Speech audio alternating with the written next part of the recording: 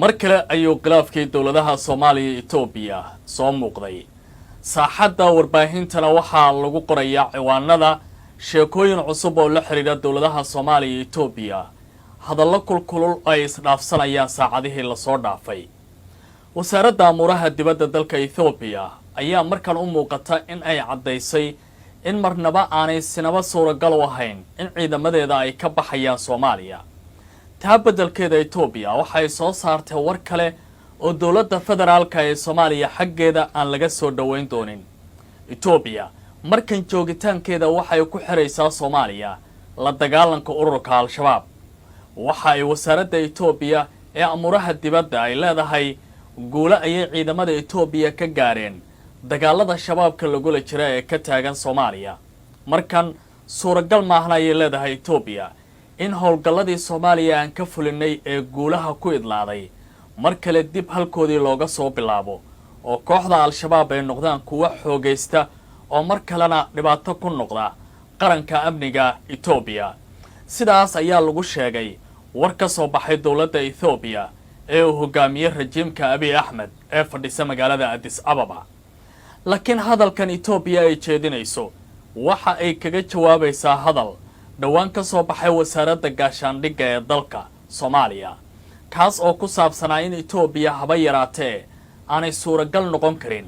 inay qayb ka noqoto howlgalka cusub ee Soomaaliya ee bedelaya howlgalka midowga Afrika ee ATMIS hadda loo yaqaano horeyna loo oran jiray AMISOM haddaba arrintan ma waxay noqonaysaa Itoobiya in Soomaaliya ay ku leedahay marnaba suuragal ma ahan in Itoobiya ay ka baxayso Soomaaliya ciidamadeeduna ay sii joogi doonaan haddii Itoobiya ay sidaasi samayso xalka labada dal muxuu noqon karayaa xilli Soomaaliya khilaaf siyaasadeed oo taaqliya uu ka taagan yahay Itoobiya markan ma waxay u aragtay fursad ay ka faa'iideysan karayso barnaamijka Barrow Show qaybta koowaad ee caawa ayaan idinku sheegayaa saaxiibayaal soo dhawaada waa 16 bisha November sanadka 2024 Cabdilcasiis Barrow ayaan ahay si toos ah ayaad u daawanaysaa YouTube channelkayga fadlan sida aad la socoteen toddobaadkan wasiirka wasaaradda gaashaandhigga ee dowladda federaalka ee Soomaaliya Cabdulqaadir Maxamed Nuur oo la hadlay telefishinka qaranka dalka Soomaaliya ayaa waxa uu si cad oo saraaxo leh u sheegay in Itoobiya ciidamadeeda aanay ka mid noqon doonin howlgalka cusub ee Soomaaliya ka howlgalaya ee bedelaya ATMIS kaasi oo beritaaraya nabadda iyo sidoo kale xasiloonida dowladnimada Soomaaliya waxa uu sidoo kale sheegay marka la eego Itoobiya inay ku xadgudubtay madax banaanida iyo jiritaanka qarankan ku yaala geeska Afrika haddana waxa uu yiri marnaba ma muuqato in Itoobiya ay howlgalkeeda ka sii wada Soomaaliya isla markaana labada dal ay xiriir dhow oo saaxiibtinimo ay yeelanayaan laakiin iyadoo aad moodo Itoobiya taas inay ka jawaabayso afayeen u hadlay wasaaradda amuraha dibadda dalkaasi ayaa waxa uu jeediyay war ku saabsan dalkan xilli warbixin toddobaadle ah oo arrimaha diblomaasiyadda ku saabsan ee Itoobiya uu warbaahinta la wadaagayay waxa uu yiri ma muuqato qaab Soomaaliya looga dhamaan kara xilligan laakiin marka la fiiriyo dagaalada Itoobiyaanku ay kula jiraan Al-Shabaab waxay markan muuqanaysaa in la gaaray guulo waaweyn oo muddo dheer la raadinayo in la xaqiijiyo iyadoo taa laga duulayo marnaba suuragal maaha ayuu yiri in guulahaasi la dhabar wareemo marka hadalkan lagu fiiriyo inda diblomaasiyadeed wasaaradda amuraha dibadda Itoobiya waxay ka jawaabaysay hadalkii wasiirka wasaaradda gaashaandhigga ee Soomaaliya ee ahaa in Soomaaliya aysan qayb ka noqon doonin howlgalkeeda cusub ciidamada Itoobiyaanka marka 31 December ee soo socota la gaarana askariga ugu dambeeya Itoobiyaanka ah oo isaga bixi doono gudaha dalka laakiin Itoobiya markan waxay leedahay waxa halis ku jira amniga qowmiga ah ee Itoobiya Al-Shabaab dagaal ayaan la galnay haddana waxa la gaaray guushii iyo miradhalkii ciidamada Itoobiyaanku ay gaareen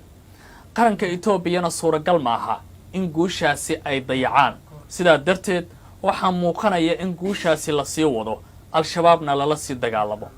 halkan waa meesha u baahan in laga jawaabo haddii Al-Shabaab ciidamada Itoobiyaanka ah ay la dagaalamayaan dowladda Soomaaliyana ay leedahay Itoobiyaanku suuragal maaha in howlgalka soo socda ay qayb ka noqdaan oo guud ahaanba Soomaaliya ayay ka bixi doonaan xaggee ciidamada Itoobiya iyo al-shabaab ay isku wajihi doonaan ma gudaha Itoobiya ayay al-shabaab joogaan mase gudaha Soomaaliya ayay hadda ku sugan yihiin qaybo ka mid ah gobolada dalka xaggeesa ku dagaalami doonaan hadalkan markii si cad loo fiiriyo Itoobiya waxay leedahay ma dhawa mana muuqata in Soomaaliya aan ka bixi doono laakiin qubarada ammaanku waxay leeyihiin haddii Itoobiya ay ku sii adkaysato in Soomaaliya ay sii joogto ciidamadeeduna ay ku sii jiraan ciidda Soomaaliya dowladda federaalka ee Soomaaliyana ay soo saartay go'aan ah in ciidamada Itoobiyaanka ay iska baxaan howlgalkii ay qaybta ka ahaayeenna uu dhamaaday halkan waxaa la leeyahay waa meesha labada wadan aysan isku hori doonin waxaase la filayaa wasaaradda gaashaandhigga iyo sidoo kale dowladda uu hogaamiyey madaxweyne xasan sheekh maxamuud in ay bixiyaan jawaabo ku aadan hadalka ka soo baxay dowladda Itoobiya Soomaaliya maxaa kaga qorshe ah haddii Itoobiyaanku ay sii joogaan gudaha dalka sidaad hore ula socoteen madaxweyne xasan sheekh maxamuud waxa uu warbaahinta u sheegay in Itoobiya haddii ay gudaha Soomaaliya sii joogaan isla markaana xadgudubka Itoobiyaanku ay wadaan ay sii socdaan macnaheedu inaanu noqon doonin Soomaaliya inay gacmaha is saarato sidaas xitaa waxa warbaahinta hore u sheegay ra'iisul wasaaraha dowladda Soomaaliya Xamse Cabdi Barre hadda labada wadan xaaladooda aad ay u adag tahay diblomaasiyad ahaanna aad ay u kala fogaadeen xitaa Soomaaliya waxa ay dalka ka saartay oo ay ka eriday diblomaasiyiin Itoobiyaan ahaa dadka Soomaaliyeed ayaa hore ugu dhaleelay dowladda federaalka ah sida dowladda Itoobiya ay xilligan isku qaban karaan iyadoo gudaha filla Soomaaliya meel ku dhow aqalka madaxtooyada safaaradda Itoobiya ay ku sugan tahay marka dooda laga yimaado wali labada dal xaaladoodu waxay taagan tahay meel adag khilaafkan ayaa marka dib loogu laabto waxa uu soo bilaabmay bilowgii sanadkan gabagabada ah kadib markii ra'iisul wasaaraha Itoobiya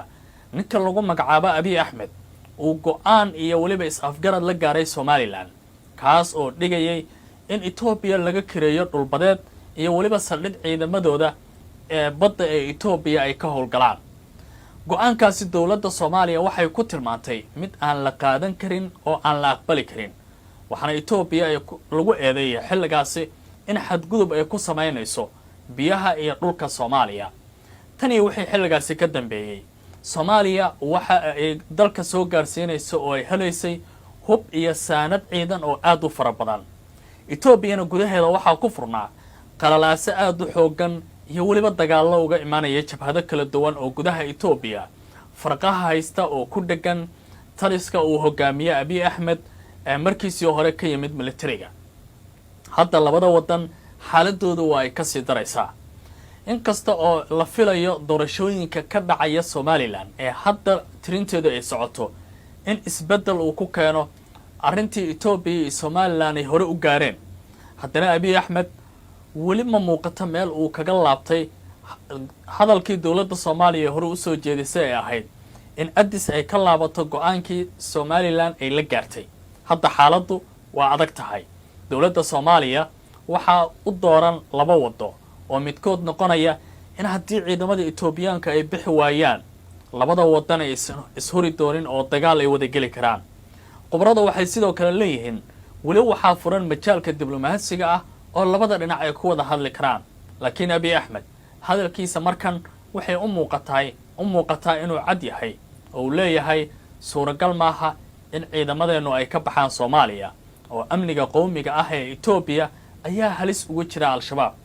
haddaba daawada haddii aan ku weydiiyo hadalkan Itoobiya ma kula tahay mid socon kara adigoo ku akhrinaya qaanuunka caalamiga ah iyo ixtiraamka dalalka dariska ah ee kala madaxa bannaan haddiise Itoobiya ay sidan ugu sii adkaato suuragal ma tahay Abiy Ahmed oo wajahaya qalalaaso gudaha ah oo ay si weyn isku hayaan dhinacyada fallaagada ah ee dalkiisa dagaalada ka wada in haddana dowladda Soomaaliya uu dagaal la geli karo haddiise dagaal uu dhaco waa markii saddexaad oo Itoobiya iyo Soomaaliya is wajihi karaan labada dalna waxaa lama huraan ah haddii dagaalkaasi uu dhaco ama se la hubaa in uusan midna ka faa'iidi doonin oo labada dhinac ay ku burburi doonaan dhaqaale burburna uu ka soo gaari doono sida lixdameeyadii iyo weliba 77kii dagaaladii dhacay laga bartay hadda oo caalamka uu tiknoolajiyada diblomaasiyadda uu ku dagaalamayo go'aanada Ethiopia ay qaadanayso ma kula tahay mid uu mahadin doono gobolkan Geeska Afrika soo dhawaada aad ayaad u mahadsantihiin